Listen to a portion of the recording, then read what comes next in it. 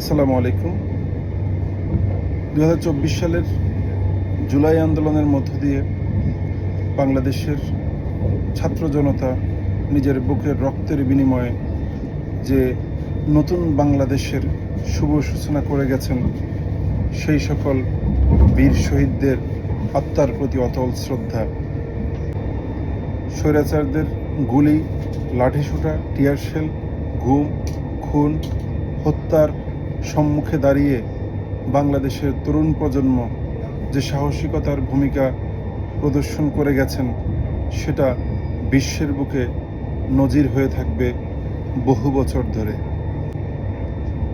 কিন্তু আমরা অত্যন্ত দুঃখের সাথে লক্ষ্য করি, বাংলাদেশের ছাত্র জনতা যে উদ্দেশ্যে জুলাই বিপ্লবে নিজেদের আত্মোৎসর্গ করেছেন, কিংবা বাংলাদেশের সাধারণ জনগণ স্বৈরতন্ত্রের বিরুদ্ধে রাস্তায় নেমে এসে গণতান্ত্রিক বাংলাদেশ উপহার দেওয়ার জন্য শেষ সংগ্রামটুকু করে গেছেন, কিন্তু অভ্যুত্থান পরবর্তী 10 মাসে আমরা সেই স্বপ্নের বীজ বপন এখনও দেখতে পাইনি।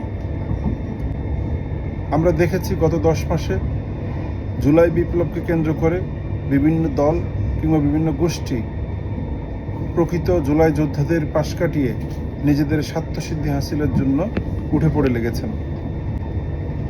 বস্তুত বাংলাদেশের জুলাই আন্দোলনে কোনো দল, কোনো গোষ্ঠী নেতৃত্ব দেয়নি।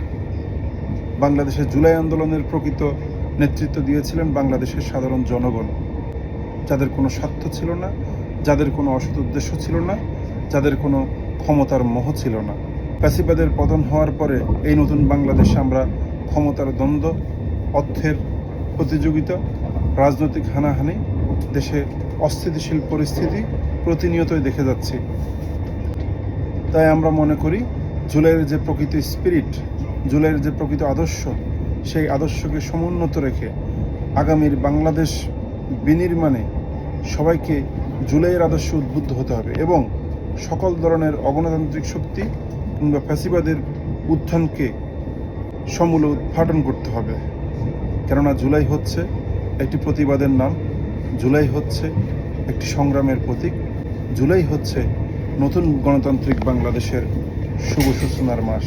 জুলাইয়ের দীপ্ত শপথে আমরা ঐক্যবদ্ধ হই, বাংলাদেশে আর কোনো অগণতান্ত্রিক শক্তির উত্থান যেন না ঘটে, বাংলাদেশ যাতে আর কোনো অপশক্তির হাতে না পড়ে, এবং প্রকৃত জুলাই যোদ্ধাদের স্বপ্ন বাস্তবায়নে সবাইকে ঐক্যবদ্ধ হয়ে কাজ করার উদাত্ত আহ্বান জানাচ্ছি। ধন্যবাদ।